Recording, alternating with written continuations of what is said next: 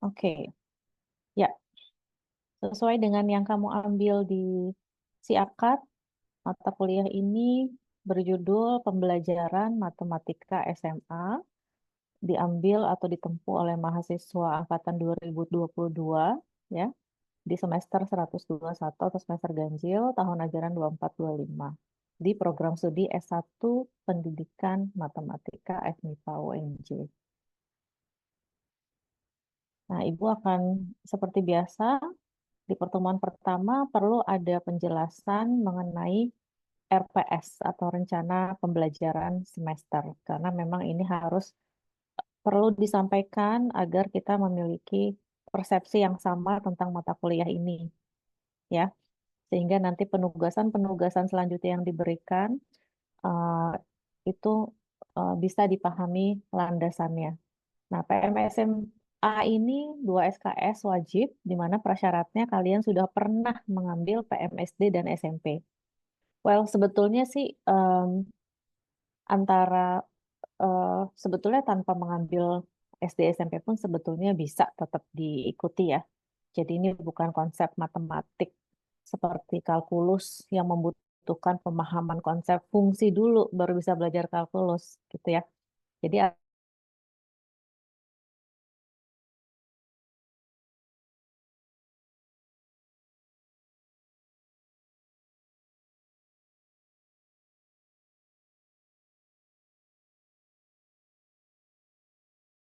Pipit, kemudian Bu Ani yang akan mengajar di kelas B bertim dengan Ibu, dan Bu Leni. Bu Leni adalah dosen di kelas ini, ya, yang akan mengampu mata kuliah ini dan melanjutkan nanti setelah UTS. Makin menyulitkan, makin membuat complicated. Jadi di situ harus ada pemikiran yang mendalam dari kalian sebagai guru matematika yang nanti juga diharapkan eh, guru juga bisa bertindak sebagai peneliti. Kenapa? Karena kalau kamu punya jiwa peneliti, kamu akan terus berpikir ada masalah, cari solusinya. Apa inovasinya untuk bisa menyelesaikan masalah di kelas. Ya, jadi guru bukan hanya guru yang sekedar mengajar ya, menyelesaikan tugas administrasi dan mengajar, tapi juga selalu berpikir inovasi. Nah, ini adalah tujuan mata kuliah kemudian yang ingin di, kami bekali ke mahasiswa lulusan S1 Pendidikan Matematika UNJ. Sehingga nanti kalian ketika lulus dari sini, lulus dari UNJ, bisa menjadi alumni yang membawa nama baik UNJ. Karena memang biasanya uh, di lapangan itu alumni UNJ memiliki. Jadi ini tentu saja yang pertama harus dibahas adalah kurikulum.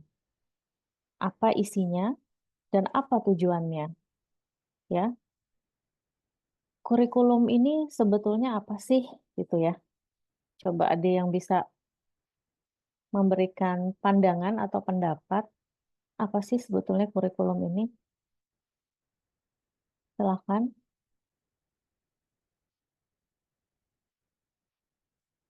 Yuk, siapa saja boleh.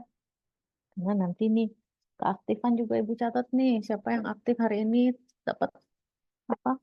Nanti kalau di komponen penilaian akan Ibu jelaskan berapa persen untuk keaktifan. Silahkan di Dwi Agustina, ya. Oke, Ibu.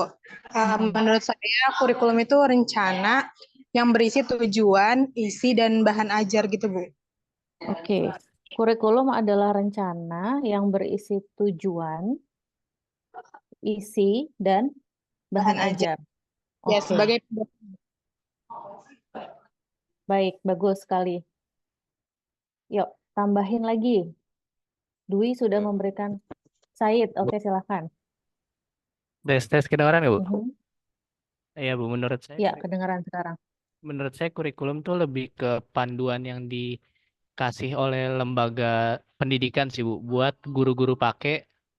Jadi guru-gurunya tuh bisa ngerancang pembelajaran muridnya sesuai sama patokan-patokan yang udah dikasih sama lembaga itu, Bu. Oke, panduan dari lembaga pendidikan agar guru bisa mengimplementasikannya ya. Apalagi? Rangga, ya Rangga. Ya, mungkin kurang lebih sama juga sama yang sebelumnya ya, Bu. Jadi Mhm. kurikulum ini jadi panduan untuk guru-guru buat apa namanya ngerancang perkuliahan, ngerancang pembelajarannya untuk siswa-siswa. Jadi em, pembelajaran dari satu negara gitu ya, mungkin di Indonesia gitu ya, jadinya sejalan gitu Bu, nggak yang mencar-mencar, jadinya satu arah satu jalan gitu. Oke, baik. Panduan ya, sama sama kayak Said ya. Ada lagi? Hanifa. Silakan Hanifa. Ya, Ibu, maaf sebelumnya izin off cam karena mau jalan ke kampus, Ibu. Tapi Oke, tetap menyimak ya, Ibu. oke. Kalau mungkin bisa ngejelasin, ini Bu dari yang tadi Dwi sama Said juga Rangga.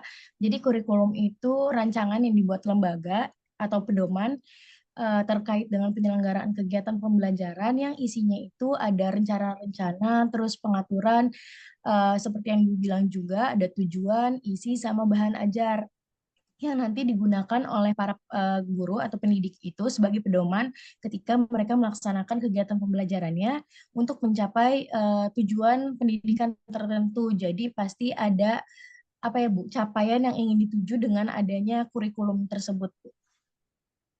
Oke, baik. Wow, keren ya.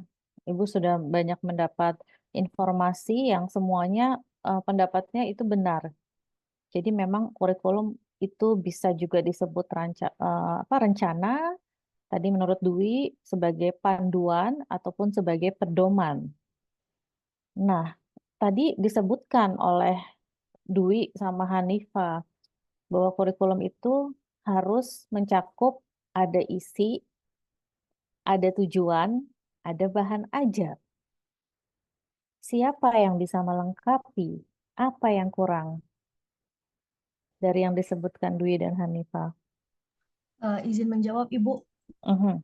adanya bentuk evaluasi, Bu. Betul, Hanifa sendiri yang melengkapi ya. Jadi adanya Ya, betul. bentuk evaluasi dan assessment ya. Karena saat kita buat planning yang bentuknya dalam dokumen kurikulum, em, itu kan nanti diterapkan. Nah, bagaimana mengukur ketercapaiannya? Itu harus ada bentuk evaluasi maupun bentuk assessment, penilaian ya. Itu kalian mungkin sekarang sedang ambil PPEP juga, sedang ya, sambil sambil kalian belajar di mata kuliah PPEP, tim dosennya dengan Bu Yayu, bukan? Bu Yayu dan siapa? Bu Leni juga ya? Iya, Oke, Ibu. tuh. Nanti di PPP itu akan lebih banyak praktek bagaimana kalian membuat perencanaan, ya kan? RPP, rencana ini juga bagian dari kurikulum. Bagaimana mengelola kelas, dari judulnya kan PPP ya, lalu ada evaluasi. Nah, itu bagian yang tidak terpisahkan dari pembelajaran matematika di kelas. Nah, kalau tadi kita bicara kurikulum, terus jadi untuk pembahasan di mata kuliah ini, kira-kira dokumen yang harus kita rujuk apa? Kalau tadi Said bilang panduan dari sebuah lembaga, Rangga juga bilang seperti itu. Berarti dokumen yang akan harus kita rujuk untuk mata kuliah ini apa nih saat membahas kurikulum? RPP pembelajaran bukan, Ibu. RPP pembelajaran, terus ada lagi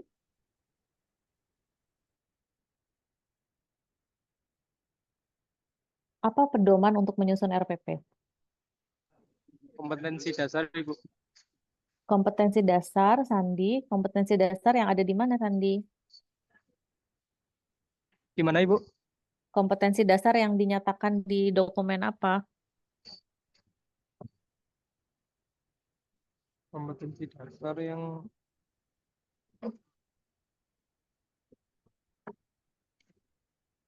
Biasanya kita merujuk ke satu dokumen yang biasa kita sebut kurikulum ya nggak? Dokumen apa tuh?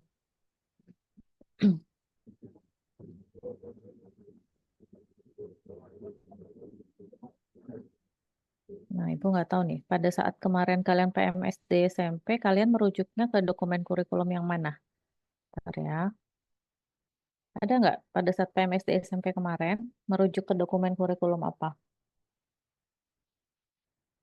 Kalian PMS SMP-nya sama ibu kan ya? Iya kan? Iya, Ibu. Nah, kan kita sempat bahas kurikulum. Dokumen apa yang kita rujuk waktu itu? Ibu nggak tahu nih ada yang terbaru atau enggak saat ini.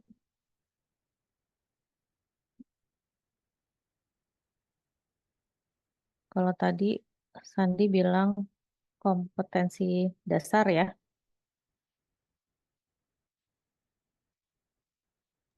Iya, Ibu. Mhm. Nah, jadi ini yang Ibu punya filenya. Jadi mungkin nanti kalau kamu punya yang terbaru, boleh beritahu Ibu ya, boleh di-share ke Ibu ya.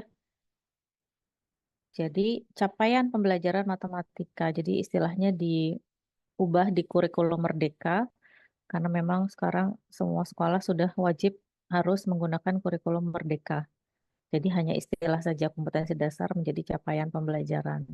Nah, ini diterbitkan oleh Badan Standar Kurikulum dan Asesmen Pendidikan dari Kementerian Pendidikan Kebudayaan, Riset, dan Teknologi.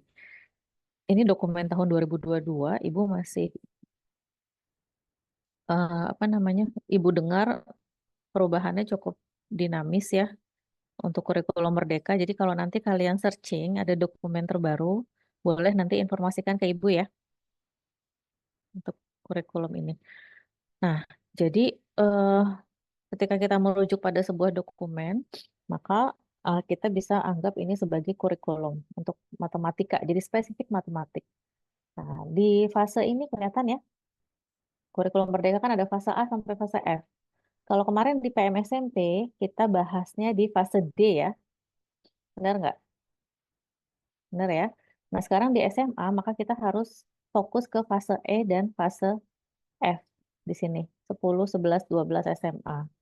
Jadi nanti ini yang menjadi bahan rujukan untuk kalian mengerjakan tugas. Oke. Nah, ini kurikulum yang akan nanti kita bahas. Kita lanjut.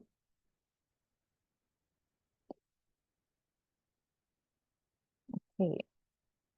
Ini deskripsi mata kuliah ya. Jadi membahas isi dan tujuan kurikulum, kemudian membahas problematika, ya, masalah apa yang ada dalam kelas, lalu membahas perancangan pembelajaran matematika yang inovatif sebagai upaya untuk mengatasi problematika tersebut. Ini tadi terkait dengan tujuan mata kuliah ya. Next. Nah, ini capaian pembelajaran mata kuliah. Jadi sangat apa namanya? Mirip dengan yang tadi sudah Ibu jelaskan, CPMK. Jadi kalian mampu menganalisa isi dan tujuan kurikulum matematika SMA serta implementasinya dalam pembelajaran di sekolah. Kemudian mahasiswa mampu menganalisa problematika pembelajaran matematika SMA di sekolah pada umumnya. Lalu mahasiswa mampu menggunakan teori pembelajaran matematika yang terkini dan inovatif dalam merancang pembelajaran matematika SMA untuk dapat menjawab problematika tersebut sesuai dengan isi dan tujuan kurikulum. Untuk CPMK, sampai slide ini, silakan jika ada pertanyaan.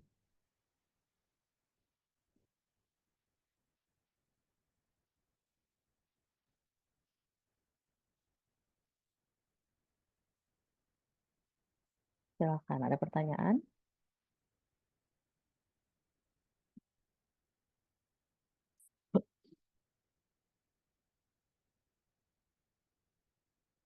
Oke, kalau nggak ada, Ibu lanjut ya.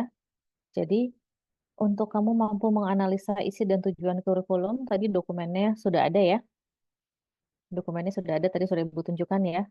Lalu untuk CPMK kedua, mahasiswa mampu menganalisa problematika. Kira-kira apa yang kamu lakukan nih nanti untuk mencapai CPMK ini? Karena Ibu yakin sebagian besar mungkin belum punya pengalaman mengajar di SMA ya. Boleh raise hand yang mungkin sudah ada pengalaman mengajar di SMA, di level SMA, mengajar di kelas ya, bukan mengajar privat ya. Karena itu dua hal yang berbeda. Ada yang sudah mengajar di SMA?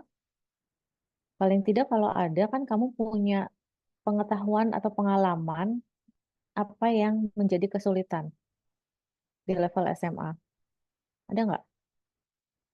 Oke, sekarang kalau kalian tidak punya pengalaman itu, kira-kira bagaimana kamu bisa menganalisanya?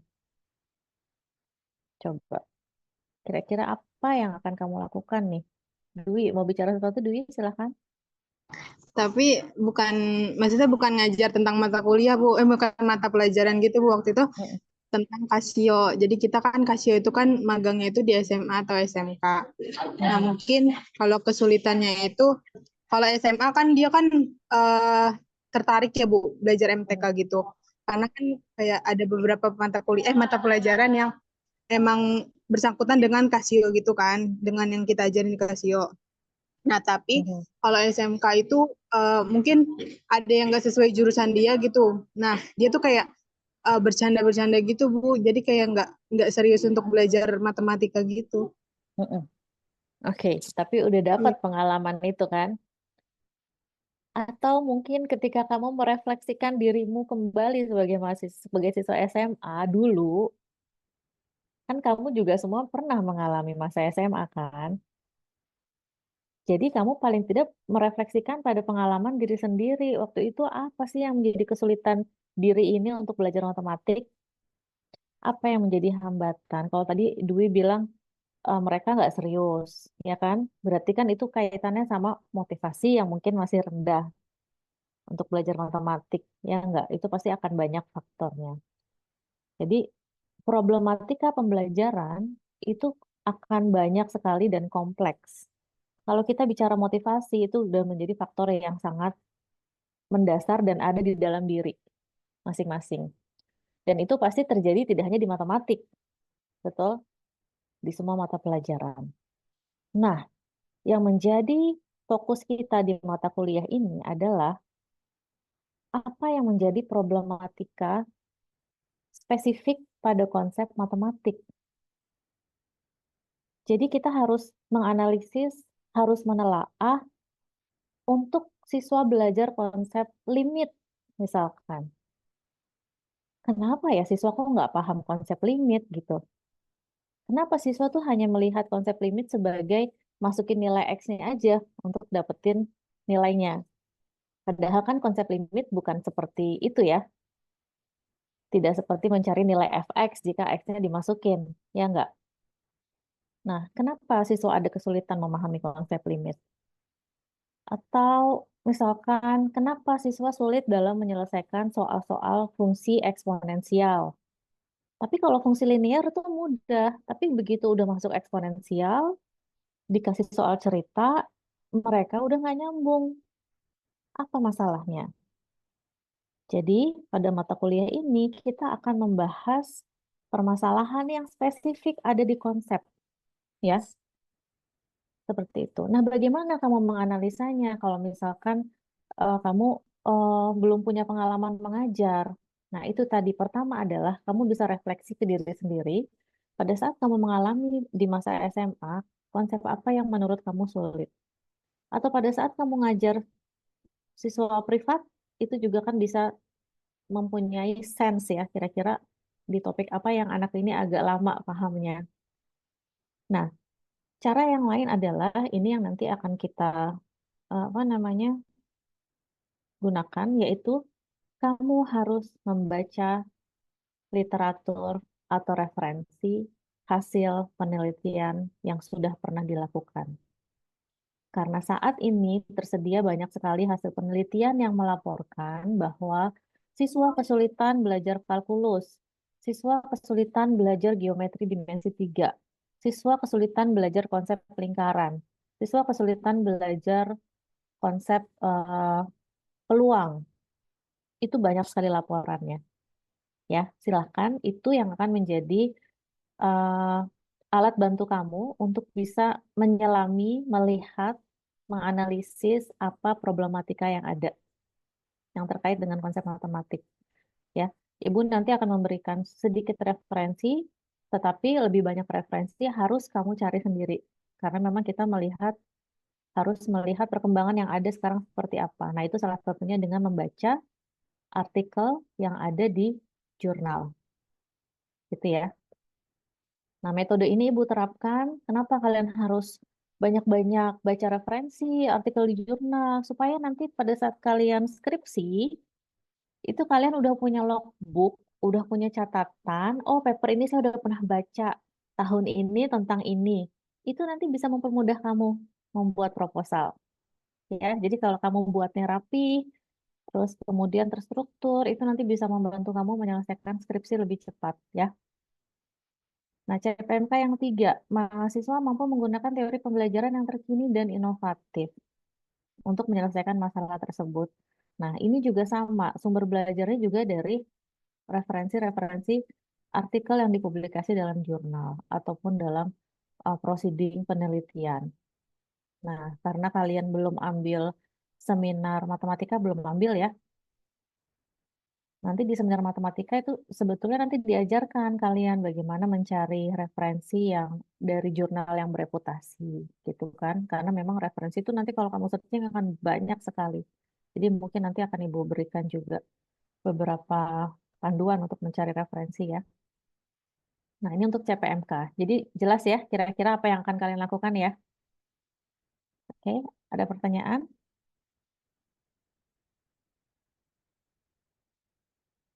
Lanjut ya. Nah, kegiatan pembelajaran dilakukan dengan pendekatan student-centered learning, di mana mahasiswa berperan aktif dalam pembelajarannya. Metodenya project-based learning dan active learning. Ada teknik tanya jawab, diskusi, dan penugasan. Nanti Ibu akan memberikan tugas individu dan tugas kelompok. Jadi harap diperhatikan di sini adalah active learning, juga project-based learning. Berarti kalian sudah terbayang akan ada project nanti sebagai tagihan mata kuliah ini. Komponen penilaian udah belum? Nah, ini dia. Komponen penilaian. Perhatikan bahwa karena kita menggunakan project-based learning, maka persentase penilaian tugas itu menjadi sangat besar. Kalau kalian lihat ya, tugas itu dibagi 2, tapi totalnya kelihatan ya, 70% ya. Nah, ada keaktifan 10%, contohnya tadi yang kalau Ibu berikan pertanyaan, kalian aktif menjawab, dan juga tetap ada written test, tes tertulis, bentuknya UTS. Itu berkontribusi 20%. Ya. Atau mau dinaikin UTS-nya mungkin jadi 30%? Silahkan, ini bisa dinego kalau kalian mau menego persentasenya. Mungkin tugasnya kayaknya kebesaran nih, kayaknya Ibu ngasihnya 70%. Apa 60% aja ya? Kenapa? Keaktifannya jadi 20. Oh, keaktifan nggak bisa. Itu biasanya sudah standar. Hanya 10%. Setiap mata kuliah tuh rata-rata dosen memberikan itu 10%. Ibu, saya mau tanya. Jadi ini Boleh. UAS ya, Bu, nanti? Kenapa? Nggak ada UAS tertulis ya? UAS hanya ada 1 ujian tertulis, yaitu di tengah semester. Oh, oke, oke. Betul. Tadinya malah mau ditidakadakan, tapi Ibu rasa Ibu perlu nih dapat hasil ujian tertulis dari kalian, karena Ibu mau lihat secara individu kalian seperti apa gitu kan pemahamannya. Jadi kalau kalian lihat di sini, presentasi individu kalian itu 20, 30, 65, ya enggak? Penilaian individu itu 65, penilaian kelompok itu 35. Tugas kelompok kan berarti otomatis nanti kelompok 1 nilainya akan sama kan? Si A maupun si B kan? Nah, berarti sebagai individu kalian berkontribusi terhadap nilai kalian itu adalah 65%. Jadi pastikan ini dikerjakan dengan sungguh-sungguh, ya. Next ya. Nah, kita merujuk ke kalender akademik. Di kalender akademik, fokusnya pada UTS sama UAS aja lah ya, karena memang ini untuk menyesuaikan nanti jadwal UTS UAS kita. Kalau dilihat UTS itu kan akhir-akhir Oktober, kemudian UAS itu mulai pertengahan Desember.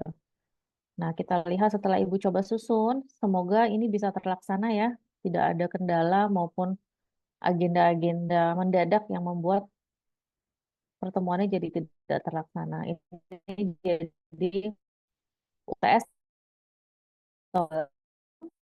dengan jadwal kemudian akhir Desember. Jadi sebelum libur Natal semoga sudah selesai. Oh, sorry. Oke, sampai sini ada pertanyaan jadwal perkuliahan.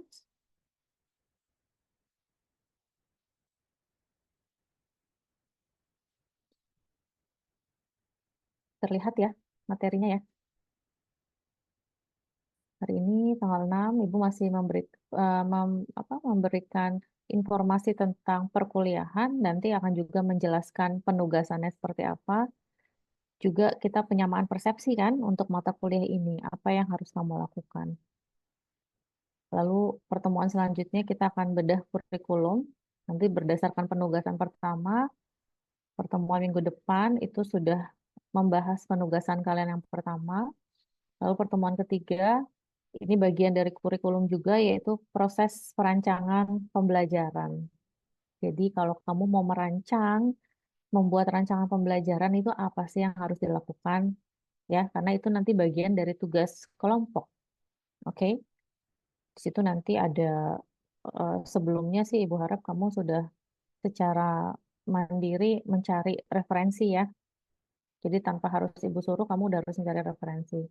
Nah, nanti Ibu belum bisa pastikan kapan ada praktisi mengajar, karena saat ini tuh angkatan 2021 ya, kakak kelas kalian itu ada yang melakukan praktek keterampilan mengajar di sekolah internasional. Jadi mereka mengajar dengan bahasa Inggris. Nah, sekolah internasional itu kan mereka biasanya menggabungkan kurikulum nasional dengan kurikulum internasional. Nah, jadi kami ingin mengundang salah satu kurikulum spesialis dari sekolah internasional tersebut untuk menjadi praktisi mengajar di kelas ini. Jadi kita bisa mendengarkan pengalaman langsung dari praktisi. Bagaimana sih mengembangkan kurikulum matematika SMA yang di sekolah internasional. Nah, mudah-mudahan ini jadi bekal buat kalian ya. Bisa menjadi, apa namanya, siapa tahu nanti setelah lulus kalian mau berkarir di sekolah internasional, ya kan? Bisa bisa apa namanya, berkarir secara internasional, tapi ya syaratnya harus meningkatkan kompetensi bahasa Inggrisnya ya. Oke, lalu ini udah mulai nih pertemuan kelima nih, udah mulai kelompok nih. Kalian lihat ya, grup 1 dan 2, 3, 4. Jadi setiap pertemuan tuh ada 2 kelompok nanti yang akan presentasi. Topiknya aljabar. Lalu nanti di pertemuan ke-8 UTS. Nah, untuk pertemuan selanjutnya ini sudah didiskusikan dengan tim dosen. Ini adalah materi yang akan di-cover oleh kalian. Trigonometri itu sebetulnya masuk ke geometri, cuma Ibu sengaja mengeksplisitkan trigonometri supaya muncul materinya. Jadi masing-masing ada 2 kelompok. Sorry, totalnya mahasiswa berapa ya? 44 ada totalnya Aura. Karena ini satu kelompok Ibu bikin 2 orang saja, tidak banyak-banyak. 43, Ibu. Oh, 43. Berarti tidak sampai 44 ya. Berarti hanya ada grup 21 saja ya. Ya kan? Iya betul ya. Nanti ada satu kelompok yang beranggotakan 3 orang ya. Jadi nanti kalkulus yang terakhir grup 21 aja untuk kelas ini ya. Nah, satu kelompok penutup nih, grup 21. Oke. Untuk jadwal perkuliahan ada pertanyaan? Any questions for our schedule? No. Let's move on to the next topic. Oke, kita akan lihat apa yang Ibu sampaikan di sini, apa yang Ibu tampilkan di sini. Siapa yang pernah lihat atau mendengar istilah ini sebelumnya?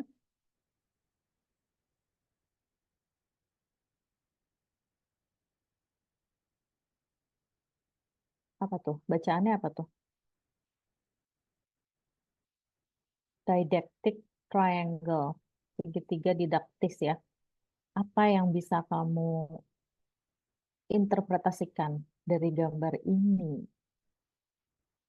Remember, during the discussion, you are allowed to do some searching in Google. Kalian boleh aktif searching. Jadi kalau kalian merasa, searching aja dari triangle apa sih gitu. Boleh ya, karena kan itu manfaatnya teknologi. Betul nggak? Jadi it's not a cheating. Kecuali kalau ujian, baru nggak boleh cheating. Kalau diskusi seperti ini, when you need to find some information from the internet, it is allowed to do that. Boleh.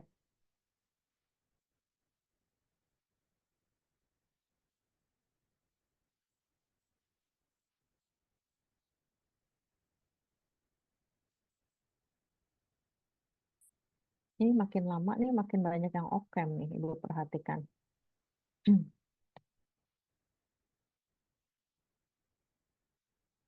Oke, siapa yang mau berkomentar? Apa sih gambar ini tentang apa sih gitu? Do some searching. I'll give you 5 minutes ya. Ibu kasih 5 menit ya untuk searching dulu kira-kira ini tentang apa sih? Oke?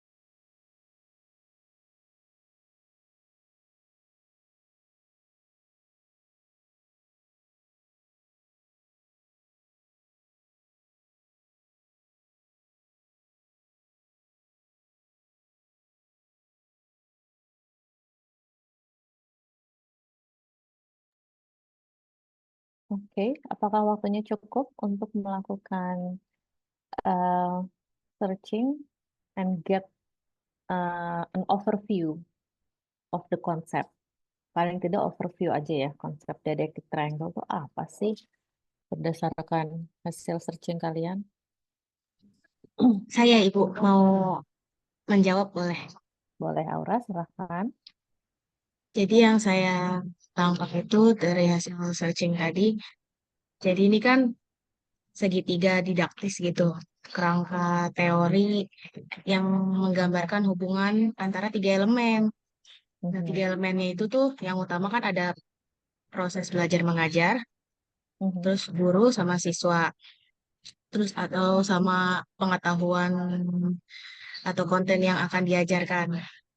Nah, elemen ini nih menggambarkan interaksi dalam proses pembelajaran.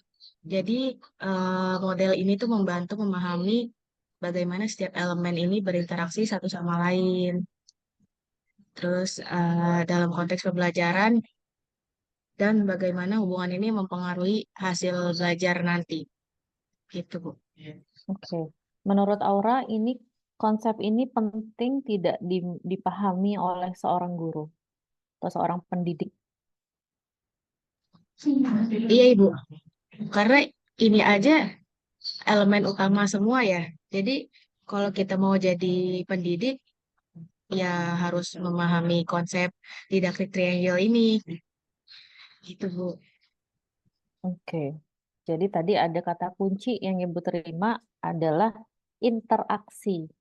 Tadi Aura sebut kata interaksi dalam proses pembelajaran. Jadi kalau dari segitiga tadi, interaksi itu terjadinya di mana? Coba yang lain boleh kasih komentar. Interaksi yang seperti apa? Come on, yang lain boleh.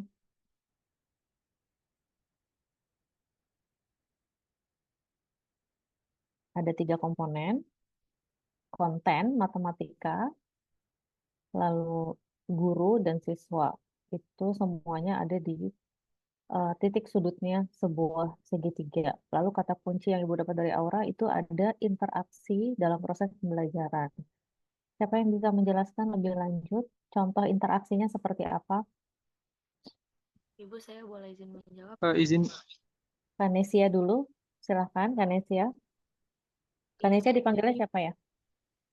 Kanes, Bu. Kanes, oke. Ya, Yes, jadi please. kan interaksi itu antara guru, siswa, dan konten atau materi pelajarannya yang bakal diajarin ya, Bu. Jadi guru di sini itu perannya itu sebagai fasilitator atau ya benar, fasilitator yang menyampaikan materinya, memberikan instruksi kepada siswanya, juga membimbing. Nah, untuk siswa sendiri itu perannya adalah penerima materi yang aktif gitu, di mana nantinya siswa ini akan berinteraksi dengan guru dan juga materi pembelajaran yang diajarkan untuk memahami gitu. Kalau di kita itu kan matematika ya Bu, berarti untuk memahami konsep matematika itu sendiri. Nah, kalau untuk konten itu adalah materi yang memang diajarkan atau topik-topik yang matematika yang diajarkan untuk dipelajari gitu Bu. Jadi hubungan di dalam segitiga didaktis ini itu, guru dengan konten itu berarti guru memang perlu menguasai materi untuk mengajarkannya gitu ke siswa dengan baik. Nah, untuk hubungan siswa dengan konten itu, siswanya akan berinteraksi dengan pembelajaran gitu melalui metode pembelajaran, latihan, dan juga pemahaman yang memang dimiliki oleh siswa tersebut. Sedangkan guru dengan siswa itu, guru sebagai fasilitator pembelajaran yang memberikan bimbingan, motivasi, juga feedback balik gitu, umpan balik kepada siswanya itu sendiri, Bu. Oke. Itu menurut tanggapan saya, Bu. Bagus sekali, Kanesia. Ibu boleh dengar tadi kayaknya Sandi mau menambahkan. Masih Oh iya, Sandi? Ibu. Silahkan. Menurut saya, kan tadi ada 3 komponen, yaitu materi, siswa, dan pendidik. Nah, materi itu menurut saya itu sebagai dasar atau ilmu itu sendiri. Nah, tentunya itu bentuknya masih dalam keadaan kompleks. Kalau siswa menerimanya secara serta-merta, tentunya belum bisa mencerna ya, Bu. Jadi perlu ada eh, istilahnya penerjemahnya. Nah, itu Mhm. adalah peran guru dibutuhkan sebagai penerjemah dari ilmu tadi. Jadi Mhm. ilmu tadi diubah ke dalam konten yang lebih sederhana mungkin untuk diberikan kepada siswa. Kurang lebih Mhm. seperti itu, Ibu. Baik, terima kasih. Sandi ini melengkapi apa yang tadi disampaikan oleh Kanes, tapi dua-duanya ini perspektif yang sangat penting untuk kita pahami ya. Jadi tadi eh mungkin Ibu mau cek deh, kalian menyimak gak nih? Yang off cam Ibu akan panggil, yang off cam, nah mulai deh pada on cam. Oke, Ibu akan coba panggil. Kalista apakah ada? Kalista? Kalista mungkin masih kasih, Bu. Oh, Kalista yang Casio ya. Oke. Anida, Anida, Halo Ibu, Casio, ya Anida Casio juga nggak? enggak. Tadi izin ke orang lagi siap-siap buat ke kampus. Oke, silakan Anida. Boleh nggak kamu jelaskan tadi yang Kanes sampaikan apa?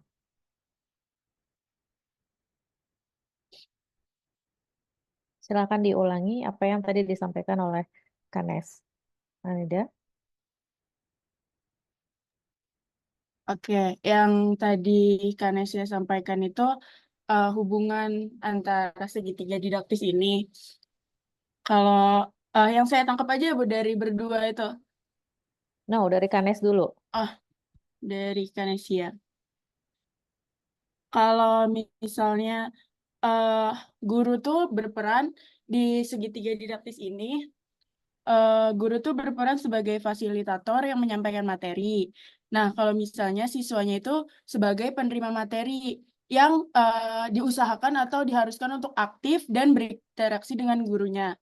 Terus untuk matematiknya ini itu sendiri yaitu kontennya atau materi pelajaran yang dalam hal ini topik matematika yang akan diajarkan oleh guru dan akan dipelajari oleh siswanya.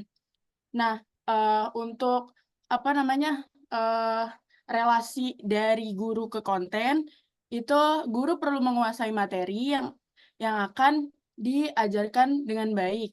Sedangkan untuk relasi dari siswa ke konten, itu siswa diharuskan untuk berinteraksi dengan materi melalui pembelajaran atau latihan serta pemahaman yang guru sampaikan. Nah, kalau untuk interaksi dari guru ke siswa, guru tuh tadi kan sebagai fasilitator. Nah, berarti guru harus memfasilitasi pembelajaran dengan memberikan bimbingan, motivasi, dan apa namanya umpan balik atau evaluasi kalau misalnya siswa itu tidak paham dengan materi pembelajaran tersebut, Ibu. Oke, Anida ya. Anida Iya, kenapa tidak on cam? lagi siap-siap, Bu. Sebentar. Oke. Kanes, kira-kira apa yang disampaikan Anida apakah sudah 100% atau masih 90% dari apa yang kamu sampaikan tadi? Menurut saya udah bener, Bu. Tadi saya juga kurang lebih nyampainya juga seperti itu, Bu. Oke, berarti sama ya. Ibu juga menangkap ternyata Anida tadi menyimak apa yang disampaikan Kanes. eh Mungkin satu lagi, Ibu mau cek. Itu makanya kalau perkuliahan sama Ibu harus menyimak. Kalau nggak nanti Ibu tembak ya. Satu orang, coba tolong Ibu mau dengar dari em, Sabira. Ayo Sabira.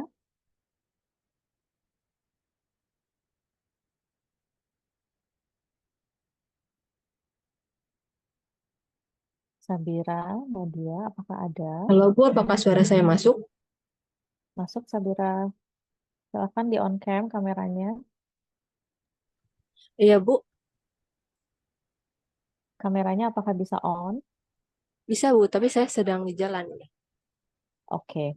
Ya, silakan. Sabira I- mungkin bisa mengulangi apa yang disampaikan oleh Sandi. Iya, iya Bu, maaf Bu, sebentar Bu ya.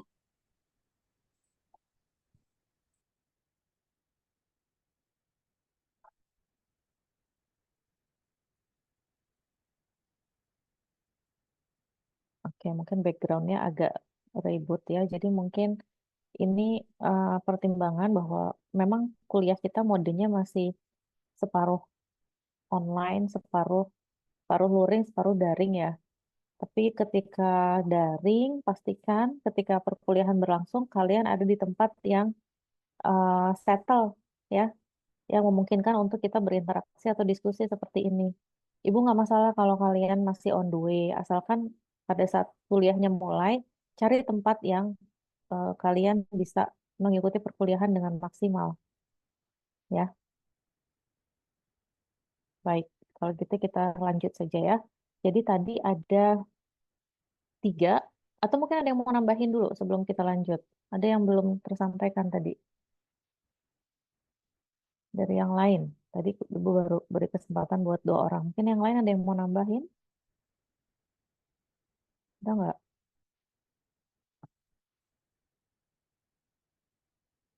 Atau sudah semua tadi? Udah diborong sama Kanes penjelasannya? Ibu, saya izin mau nambahin, apakah boleh, Bu? Boleh dong, Nabila, silahkan. Oke, terima kasih, Ibu. Mungkin saya izin nambahin tadi dari yang udah dijelasin sama Aura, sama Nesia, sama Sandi. eh, apa namanya, perlu tahu juga kita didaktik ini tuh ternyata ada maknanya. Jadi didaktik ini dia mencakup perencanaan, pelaksanaan, terus evaluasi proses pembelajaran yang bertujuan mencapai hasil yang efektif dan efisien.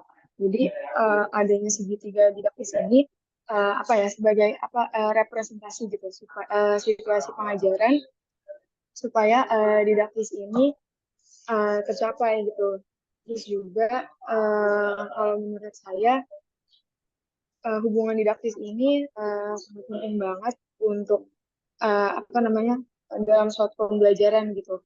Karena aktivitas yang dilakukan guru dalam pembelajaran itu bukan cuma difokuskan kepada siswa atau ke materinya aja, tapi benar-benar keduanya itu harus apa ya, harus saling berkaitan. Terus juga hubungan siswa dan materinya itu uh, apa ya, bisa bisa terjalin, maksudnya bisa tersampaikan dengan baik si materi ini pada siswa gitu. Terus juga menurut saya seorang guru itu selain harus menguasai materi ajar, beliau juga harus punya pengetahuan lain terkait siswa supaya menciptakan situasi didaktis yang bisa mendorong proses belajar supaya optimal. Seperti itu, Ibu. Terima kasih, Nabila. Ini yang ditambahkan Nabila sangat penting dan Ibu jadi teringat satu konsep yang namanya tadi Nabila sempat bilang bahwa seorang guru perlu memiliki kemampuan matematik juga kemampuan mengajar ya. Atau nggak istilahnya apa tuh? Istilahnya PCK. Pernah dengar PCK? Pedagogical Content Knowledge. Ya. What is PCK? Pedagogical Content Knowledge. Jadi kalau pedagogical itu nanti berkaitan dengan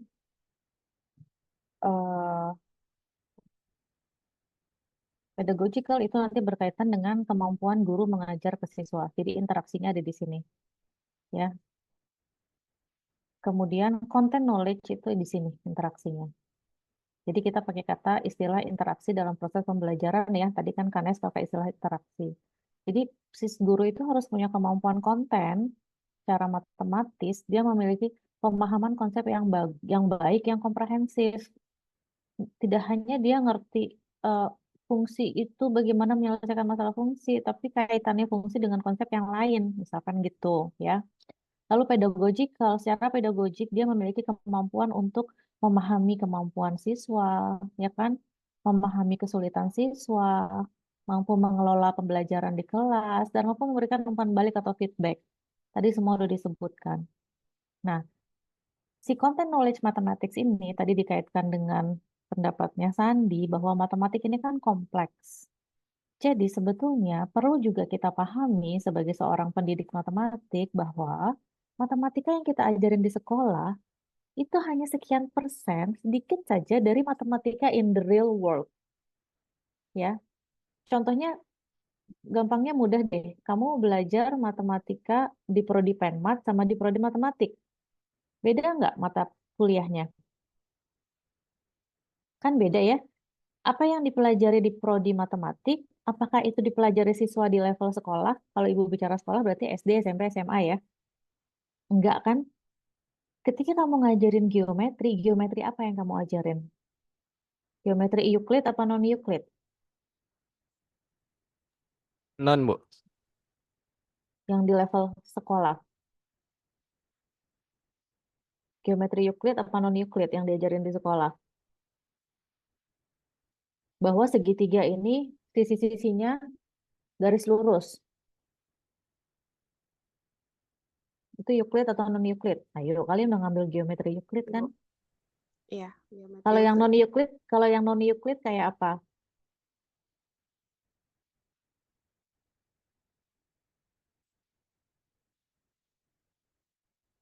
Sederhananya, kalau kamu punya garis, panjangnya sekian segmen garis, terus kalau kamu perpanjang kedua sisi tak terhingga, terus kamu pada geometri non Euclid itu garis tidak lagi lurus kan? Ya enggak? Nah, tapi yang dipelajari di sekolah terbatas pada geometri Euclid, benar? Benar enggak? Bahwa garis itu lurus, ruas garis itu lurus, bukan mencong-mencong, betul? Nah, jadi ada perbedaan antara konsep matematika dalam kehidupan dan konsep matematika sekolah. Nah, ini yang harus guru harus punya kemampuan bagaimana menyampaikan konsep matematika yang abstrak ini agar siswa berkembang di sini loh, agar siswa juga berinteraksi di sini. Jadi ini lebih kepada interaksi dalam apa namanya perkembangan kognitif siswa yang ada di kepalanya tuh apa sih, what's inside students' head gitu kan kita nggak bisa lihat ya. Tapi tujuan kita adalah mengembangkan kemampuan matematisnya, kemampuan berpikir kritisnya, kemampuan koneksi matematisnya. Ini tugas guru penting di sini nih, interaksi ini. Ya, ini gambar garisnya agak coret-coretan. Jadi, konsep ini adalah konsep mendasar yang harus dimiliki oleh guru. Ini adalah konsep mendasar. Karena apa? Karena selain dialectic triangle, itu ada konsep lain. Mungkin nanti ketika kamu searching tadi, nggak lagi triangle bentuknya. Ada yang nambah satu elemen lagi, teknologi. Ya, itu nanti dengan perkembangan zaman, ini nggak lagi bentuknya triangle. Karena memang dalam pembelajaran, teknologi berperan penting, benar nggak? Jadi tambah satu elemen lagi, ada teacher, ada students, ada konten, ada teknologi. Ya, kemudian PCK juga nanti istilahnya pedagogical, PC, konten, ada kaitannya sama teknologi juga. Karena memang sekarang teknologi sudah sangat berperan dalam pembelajaran. Tapi yang paling mendasar adalah tiga komponen ini dan bagaimana kamu melihat interaksi antar komponen. Bagaimana teacher between students, ya, what should you do as a teacher to help students develop their thinking. Kita nggak ngasih atau nyuapin mereka materi, tapi kita menyiapkan environment yang mendukung siswa itu berkembang, ya.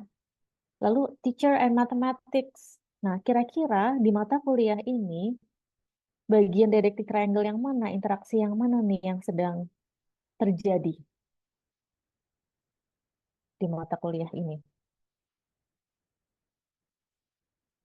Yuk. Ibu, maaf tadi putus-putus. Pertanyaannya apa, Bu? Oke. Berkaitan dengan interaksi antara tiga komponen ini, teacher, students, mathematics. Tadi kan setiap komponen ada interaksinya ya. Teacher and students, students and mathematics, lalu teacher and mathematics. Gimana teacher bisa membantu atau menyediakan learning environment yang membuat siswa itu berkembang berpikir matematisnya. Nah, untuk mata kuliah PMSMA ini, kita lebih ada di bagian yang mana, interaksi yang mana?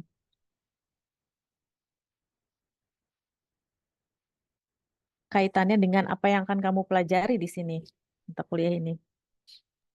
Ke Ibu teacher and mungkin mathematics. kasih jawab. Yes. Oke, Siska atau Tauri, salah satu dulu. Tauri, silakan. Oke, kalau menurut saya hubungan antara matematika sama singkatnya. Nah, di mata kuliah ini kan tadi kita ingin membahas tentang bagaimana rancangan pembelajaran itu dibuat, gitu. Terus nanti mengenai konsep-konsep awal yang pedoman awalnya seperti sebelum kita nantinya menjadi seorang pendidik itu mengajarkan pendidikan mengajarkan matematika kepada murid itu nanti seperti apa, seperti itu Ibu. Jadi hubungan antara tadi matematika dengan teacher atau gurunya begitu. Oke, mathematics and teacher ya. Siska mau nambahin? Kurang lebih sama Ibu, seperti Tauri. Oke, mathematics and teacher. Oke, slide selanjutnya. Memang kita tidak bisa mengkategorize dengan batasan yang jelas ya. Kita nggak bisa katakan, oh ini between mathematics and teacher saja. Padahal sebetulnya ada tujuannya kan untuk student juga kan, untuk interaksi teacher and student, tapi lebih dominan di mana gitu kan ya. Nah, jadi Ibu berdasarkan ini Ibu mengembangkan peta konsep untuk mata kuliah ini. Kalian bisa lihat di sini. Ya, ini peta konsep mata kuliah pembelajaran matematika SMA, di mana di atasnya itu mata pelajaran matematika. Ibu tulis mata pelajaran karena memang kita fokusnya pada matematika sekolah. Ya, memang seorang guru diharapkan dia tidak hanya menguasai konsep yang ada di matematika sekolah aja. Itu makanya kalian belajar analisis real, kalian belajar geometri Euclid, non Euclid, karena memang guru itu harus punya kemampuan matematika yang di atas levelnya dari sekedar matematika sekolah. Nah, jadi memang kita akan banyak lihat di sini interaction between teacher and mathematics. Walaupun ini juga sangat erat kaitannya sama siswa, karena nanti kamu harus bikin perancangan pembelajaran di sini kan. Perancangan pembelajaran ini buat siapa ya? Buat siswa kan. Tapi kamu harus paham dulu tujuan pembelajaran matematik itu apa. Kemudian kita sempat bahas ini kan ya waktu di PMSMP ya. Iya, Nih, betul sudah. proses perancangan pembelajaran ini nanti akan ada di bagian tugas kelompok kamu. Ini kan erat kaitannya sama siswa kan ya. Nah, kemudian tujuan mata pelajaran matematik itu nanti ada di dokumen kurikulum matematika yang tadi CP. Nah, ini harus kamu pahami apa aja tujuannya tuh. Coba dipahami, coba diinternalisasi dan dibayangkan kira-kira kalau tujuannya seperti ini implementasinya kayak apa ya gitu. Lalu ada karakteristik mata pelajaran matematik. Ada dua di sini yang Ibu rasa di kurikulum sebelumnya tidak disebutkan elemen proses ya. Jadi di kurikulum sebelumnya kita hanya fokus pada kontennya saja. Misalkan bilangan, aljabar, geometri, dan pengukuran Ibu gabung, analisis data dan peluang, lalu kalkulus. Nah, lalu ada elemen proses ini yang sebetulnya sudah lama menjadi topik penelitian, tapi di kurikulum kita baru muncul di kurikulum Merdeka nih. Ada penalaran dan pembuktian matematis, ada pemecahan masalah matematis, ada komunikasi matematis, ada representasi matematis, ada koneksi matematis. Nah, ini apa sih? Konsep apa sih? Nah, ini adalah konsep-konsep yang harus kamu pelajari. Ya, itu makanya tugas itu banyak mencari referensi artikel maupun buku juga boleh. Cari, baca apa sih di antara ini yang kamu tertarik kira-kira nanti itu akan menjadi bagian dari tugas proses perancangan pembelajaran. Jadi nanti ketika Ibu bilang nanti kelompok aljabar, bilangan tadi nggak ada di tugas ya, di grup 1 sampai 6 itu nggak ada, itu langsung aljabar ya, karena Ibu anggap bilangan di SMA ada itu tapi lebih ke matematika keuangan ya, tapi kita akan karena nanti akan ada apa tuh namanya irisannya sama kapita selekta, jadi Ibu tidak masukkan bilangan di tugas tadi. Misalkan kamu pilih topik aljabar nih dalam tugas kelompok. Nah, dari aljabar ini misalkan apa sih konsep yang spesifik di aljabar kan banyak ya. Ada elemen proses yang kamu ingin tekankan. Misalkan representasi matematis. Ya. Jadi kamu pada saat melakukan proses perancangan pembelajaran itu di benak kamu udah terbayang ini nanti representasi matematis yang berkembang di siswa itu apa. Ya. Dan koneksi matematis ini kayaknya harus ya. Jadi memang setiap konsep itu kan nanti akan saling berkaitan satu sama lain. Jadi nanti kalian juga salah satunya membuat peta konsep. Misalkan saat siswa belajar fungsi eksponensial, itu materi prasyaratnya apa aja, kamu bikin dalam sebuah peta konsep. Ya. Lalu nanti eksponensial ini nanti eh, kepake di konsep apa selanjutnya. Ya. Nanti akan, itu bagian dari koneksi matematis. Jadi ini bagian dari eh, penugasan yang nanti menjadi tugas kelompok juga. Jadi tidak hanya membuat rancangan pembelajaran yang inovatif, tapi juga melihat dari aspek elemen prosesnya. Kemampuan apa di antara 5 ini yang menjadi fokus dalam desain yang kamu buat. Mungkin itu kurang lebih. Ada pertanyaan sampai sini? Oke, kita lanjut dulu.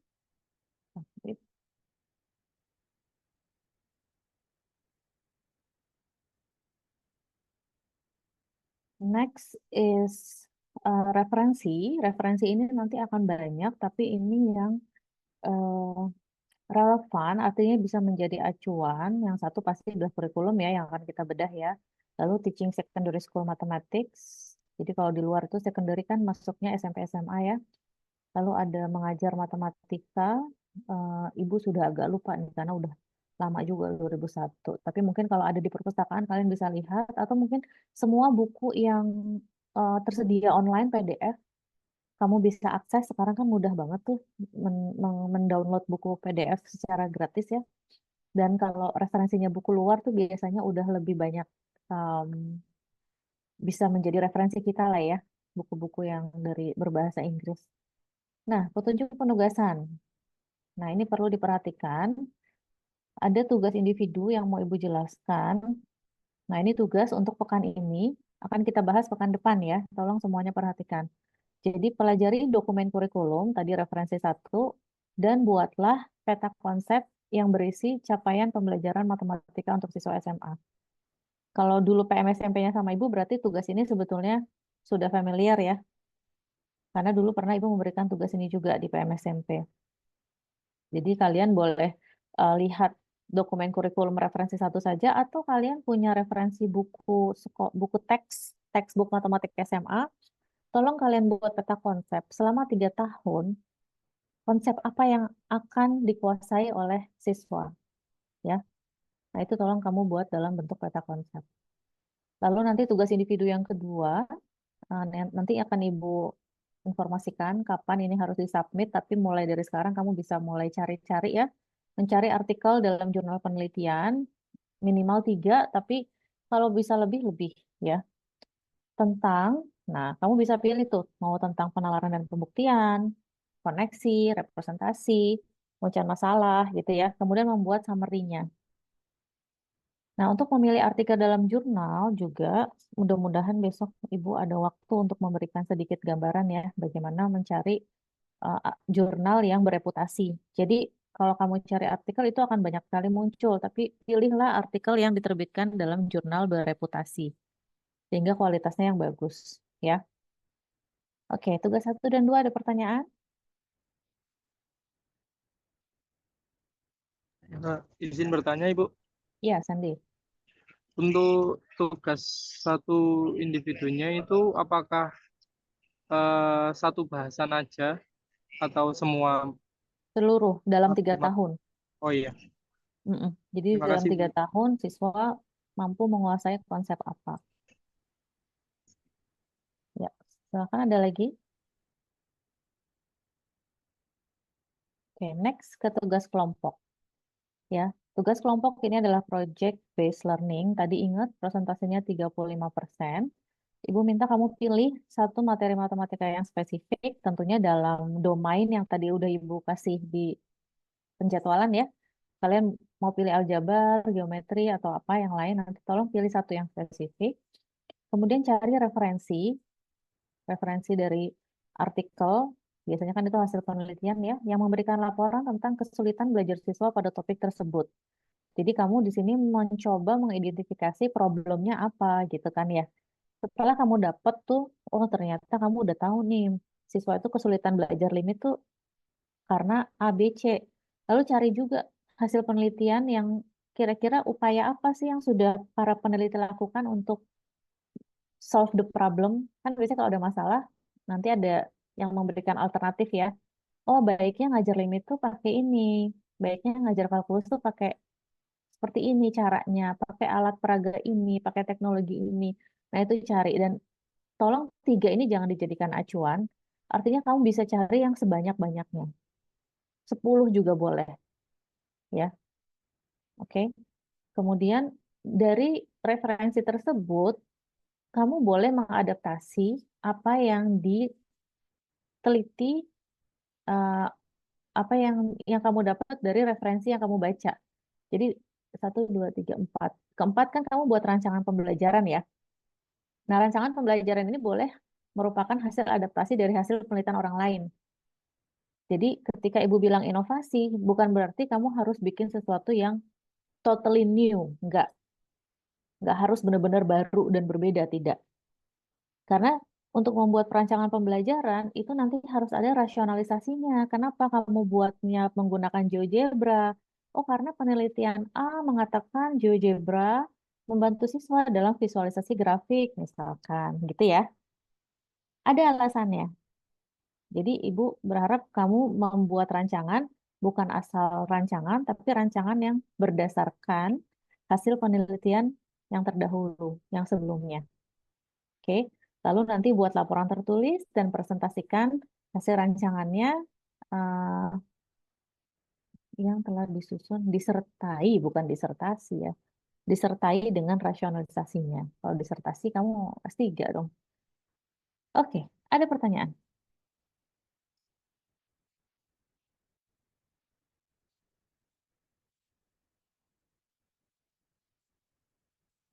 Jadi setelah ini nanti Aura bantu memfasilitasi teman-teman bikin kelompok ya, berdua-berdua, lalu satu kelompok nanti bertiga.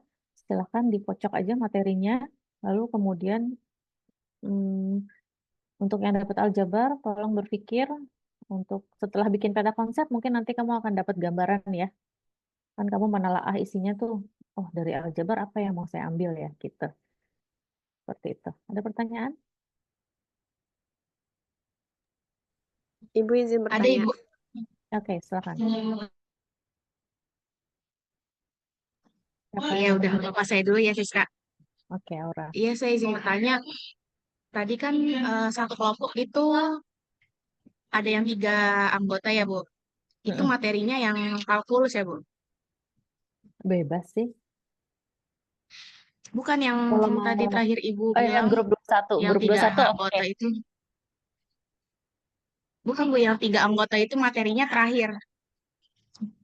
Oke.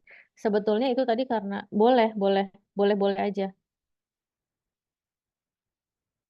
Kalkulus boleh. Oh, jadi sebenarnya bebas, Bu. Sebenarnya bebas, tapi kalau mau dibikin yang terakhir juga tidak apa-apa. Bagian kalkulus. Iya, baik, Bu. Ada lagi? Ibu, tadi saya izin memastikan. Berarti kalau untuk tugas kelompok itu ada 2 yang dilaporkan ya? Berarti PPT sama laporan tertulisnya itu apakah berupa makalah? Oke, untuk laporan tertulis, nanti Ibu akan berikan panduannya ya, apa yang harus dilaporkan. Oke, untuk presentasi, Ibu mungkin untuk semester ini Ibu mau mencoba yang berbeda, karena sebelumnya PMSMP kan kalian menguji cobakan ya. Menguji cobakan benar nggak? Soalnya bagian kedua kemarin bukan Ibu yang masuk ya. Ya kan, kalian PMSMP sama Ibu kan bagian kedua sama siapa waktu itu? Sama Bu Mei. Sama Bu Mei kan kalian eksperimen mengajar ya? Baru semester kemarin apa? Ya Ibu, eksperimen mengajar. Apa setahun lalu ya itu ya? Eksperimen mengajar kan? Dipresentasikan nggak itu rasionalisasinya? Maksudnya kenapa kamu mengangkat topik ini? Karena menurut referensi yang kamu baca, siswa kesulitan di A, B, C. Lalu saya membuat desain ini karena berdasarkan penelitian A, penggunaan media ini bisa membantu bla bla bla. Nah, itu yang dimaksud dengan rasionalisasi. Setiap pilihan itu ada alasannya. Itu dijelaskan nggak waktu presentasi kemarin? Tidak sih, Bu. Nah, itu nanti akan menjadi bagian presentasi ya. Perlu dijelaskan. Jadi apa yang sudah kamu lakukan di sepanjang proyek ini itu dilaporkan. Termasuk kalau kamu bikin rancangan nanti itu dijelaskan. Kalau mau ada sebagian eksperimen, Ibu nggak tahu nanti mungkin nggak bisa, kalau bisa ada kelas ya mungkin bisa di kelas terus ya. Waktu itu di kelas terus nggak? Agak susah mungkin kalau eksperimen, tapi paling tidak itu dilaporkan. Lalu kalau ada eksperimen kecil-kecilan, kamu bikin soal atau bikin kegiatan, kamu ingin menguji cobakan ke teman-teman sendiri dulu nih, kira-kira soal ini cukup membantu meningkatkan kemampuan berpikir penalaran siswa nggak ya? Cobain ke teman-teman dulu, lihat respon yang diberikan teman-teman seperti apa, gitu. Itu bisa digabung dengan bentuk eksperimen nanti, oke? Tapi harus disesuaikan waktunya yang hanya 50 menit ya. Oke, ada lagi pertanyaan Ibu, maaf, saya izin bertanya. yang Sadira? Untuk tugas kedua itu kan mencari referensi penelitian juga, tetapi Mm-mm. topiknya sudah ada. Nah, itu masuknya dalam lingkup SMA atau umum, Bu? SMA, SMA dong, materinya SMA.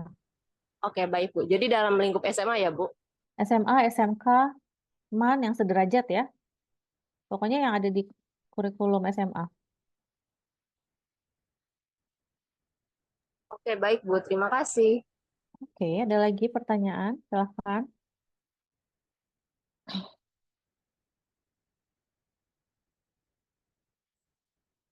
Cukup, jelas. Nanti sambil kita diskusikan lagi sambil jalan jika masih ada pertanyaan. Oke, terakhir Ibu ada slide. Silahkan perhatikan gambar yang Ibu tampilkan. What is it about? Gambar tentang apa ini? Perhatikan baik-baik. What is the problem? Ini kartun, jadi kalau kamu search apa namanya, mathematics kartun atau apa, itu kamu akan nemuin gambar-gambar yang cukup menarik, bisa menjadi bahan diskusi. Nah, Ibu nemu gambar ini. Oke, who wants to say something about this picture? Siapa yang mau?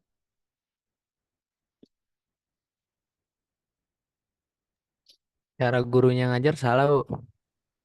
Kenapa salah, Said? Karena dia ngelihatnya dari point of view orang yang udah ngerti. Jadi kalau orang yang udah ngerti konsepnya kan biasanya gampang ngerti em, materi yang lebih lanjutnya. Mm-mm. Tapi harusnya tuh dia ngelihat dari sisi orang yang belum benar-benar nge-grasp, belum benar-benar belum benar-benar nangkep konsepnya, Bu. Nah, karena Mhm. kalau orang yang belum benar-benar nangkep konsepnya, sepengalaman saya tuh dia masih abu-abu. Jadi Oke, nggak begitu ngerti nih kalau dikasih soal yang lebih advance gitu. oke, oke. Jadi karena ya mungkin konteksnya kartun ini kita mungkin kalau kita kontekstualisasikan di pembelajaran di kelas ya, coba kalian bayangkan ini gurunya kira-kira lagi ngajar konsep apa? Konsep turunan, Bu. Gaitsa, ini Gaitsa apa Rizka? Ada dua nama. Rizka, Rizka. Nah, oke. Kenapa konsep turunan Rizka? Iya, itu konsep turunan menggunakan limit. Biasanya kalau di sekolah diajarinnya kayak gitu, Bu. Karena Oke, setelah limit, belajar turunan lagi. konsep turunan diajarkan melalui konsep limit. Ada yang menarik nggak untuk diperhatikan mengenai kalimat yang ditanyakan oleh gurunya? What part of bla bla bla don't you understand? Bagian mana dari rumus ini yang kamu nggak pahami? Ada yang menarik nggak?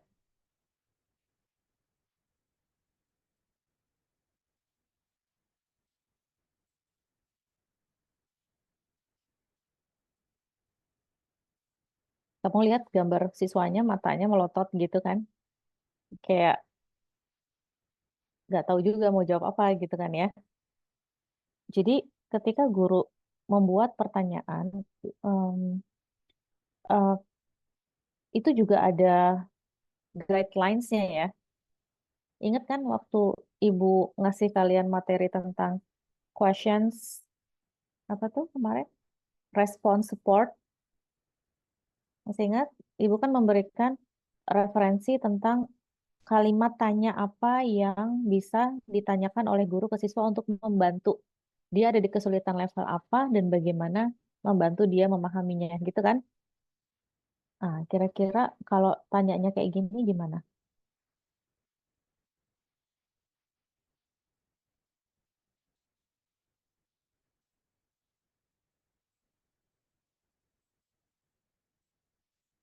Silakan. Ada yang mau kasih komentar?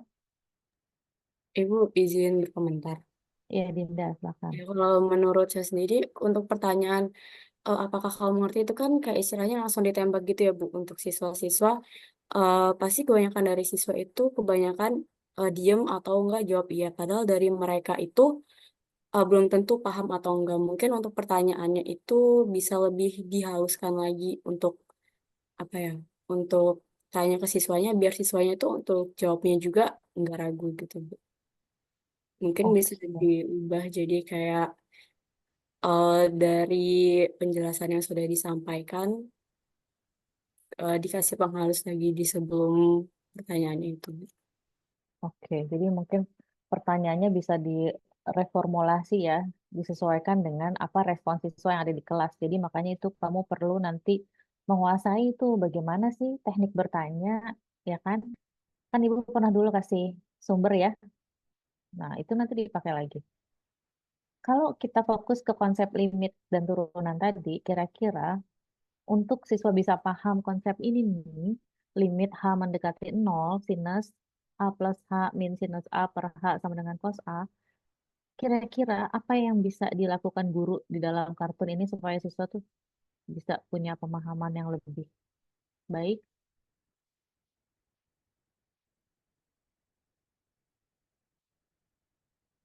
Kalau kamu gurunya, apa yang akan kamu tambahkan untuk bisa siswa paham formula itu?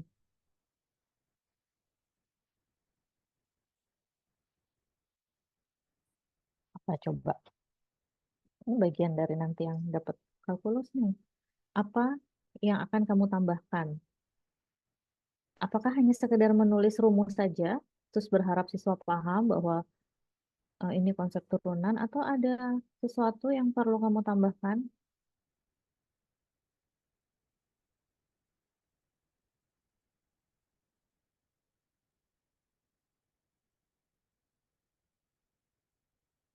Kalau kamu lihat rumus ini, yang dibayangkan kamu tuh apa? Cuman rumus cuman simbol tanpa arti, atau gimana? Ini kalau misalkan siswa nggak paham konsep limit kan, kalau H-nya diganti 0 kan, jadi nggak ada nilainya kan? Benar nggak?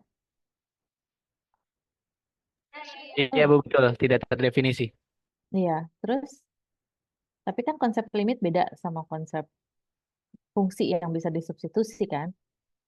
So, what would you add into the lesson when you are in this situation? Kira-kira apa yang mau ditambahkan?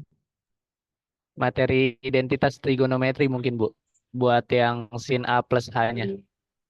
Identitas trigonometri, oke.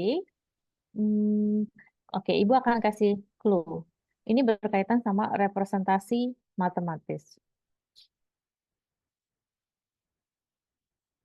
Untuk memahami arti simbol ini, ketika kamu lihat simbol ini, what's in your mind? Apakah terbayang representasi yang berbeda dari simbol-simbol ini?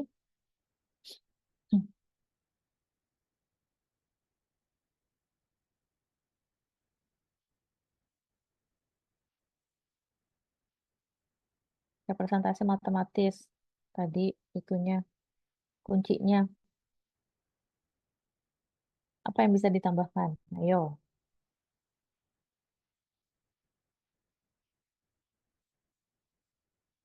Apa? Ayo. Ibu hanya perlu dengar satu kata kunci aja nih. Setelah itu, biar kita bisa sudahi pertemuan hari ini.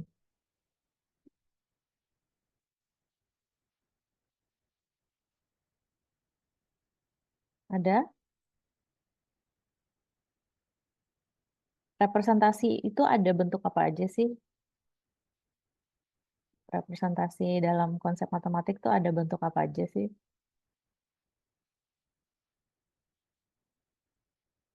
Representasi matematis.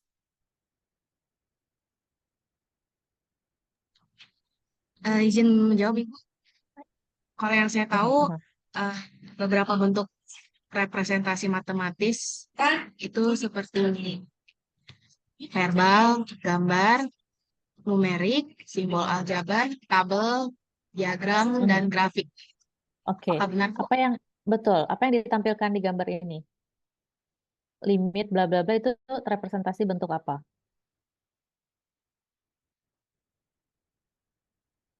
Bentuk Simbol aljabar ya, Bu? simbol.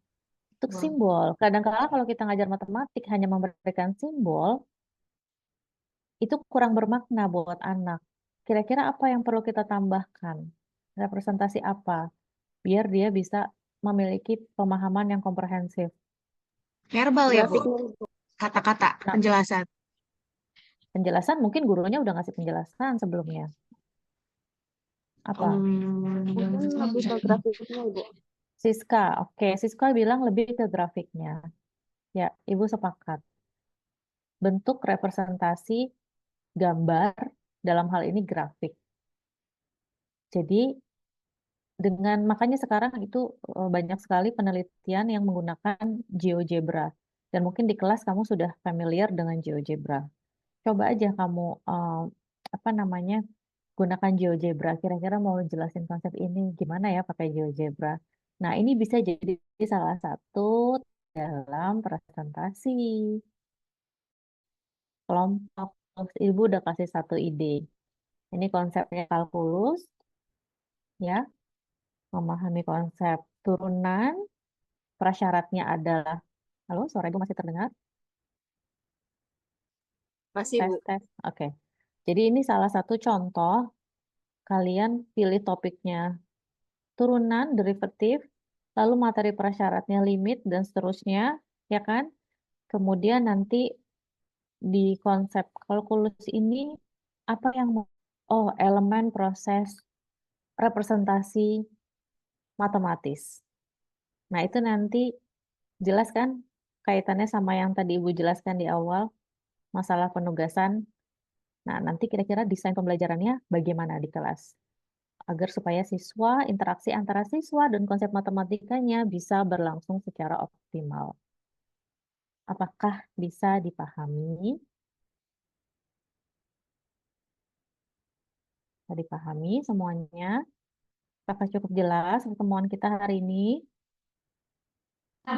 Alhamdulillah jelas, Bu. Oke, ada pertanyaan sebelum kita akhiri pertemuan hari ini? Silahkan mulai dibuat kelompok, mulai berpikir kira-kira topik apa yang mau saya teliti. Ingat bahwa tugas ini anggap sebagai investasi kamu untuk nanti kamu skripsi. Ya, kamu banyak baca referensi, jadi pada saat kamu ngambil banyak referensi yang dibaca, sehingga kamu bisa lebih fokus apa yang mau diteliti. Oke? Jadi Ibu sangat men-encourage kamu lulus cepat. Ya. Oke, kalau nggak ada pertanyaan, kita akhiri pertemuan hari ini. Jangan lupa tugas satunya dibuat. Untuk sementara pengumpulan tugas nanti bisa kasih Ibu link G-Drive aja kali ya. Atau untuk tugas pertama bisa PDF atau nanti gimana enaknya Aura. Ya, seperti itu. Iya, Ibu. Baik, Untuk PPT yang tadi Ibu share screen, apa boleh Aura minta, Bu? boleh nanti Ibu kirim di WhatsApp ya. Baik, terima kasih. Oke, sama-sama. Kita ketemu lagi insya Allah pekan depan. Assalamualaikum warahmatullahi wabarakatuh. Waalaikumsalam warahmatullahi wabarakatuh. Terima kasih banyak. Terima kasih. Oke, pamit ya.